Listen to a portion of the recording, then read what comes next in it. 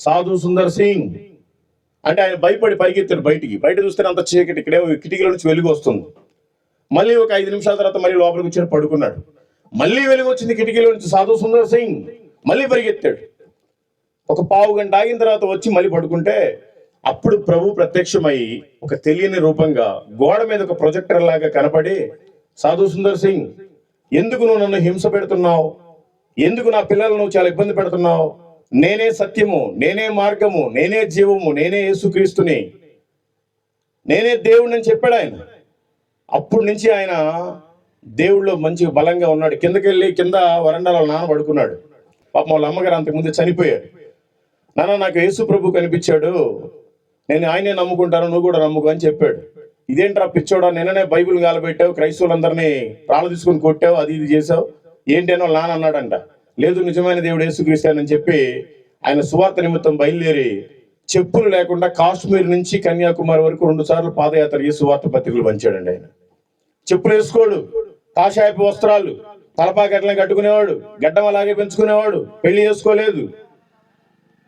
లాస్ట్కి ఇప్పుడు చైనాలో కలిసిపోయింది ఒక ప్రాంతం టిబెట్ అని.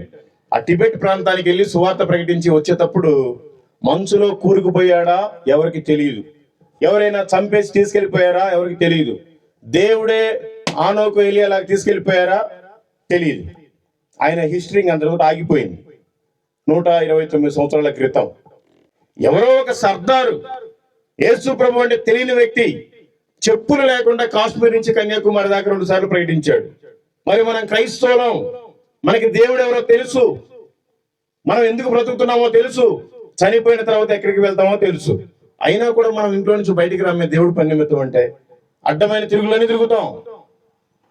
కనీసం సువార్త ప్రకటించకపోయినా మన సాక్ష్యాన్ని మనం కాపాడుకోవాలి, దేవునికి సాక్షిగా బ్రతకాలి.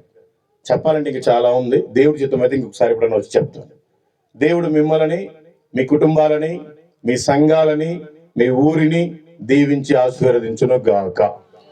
ముఖ్యంగా నవీన్ కుమార్ బ్రదర్ని, జోస్మిన్ సిస్టర్ని, ఎలీషా జాన్ సిస్టర్ని, వాళ్ళ కుటుంబాన్ని, వాళ్ళ బంధువులందరినీ కూడా దీవించి ఆశీర్వదించును గాక.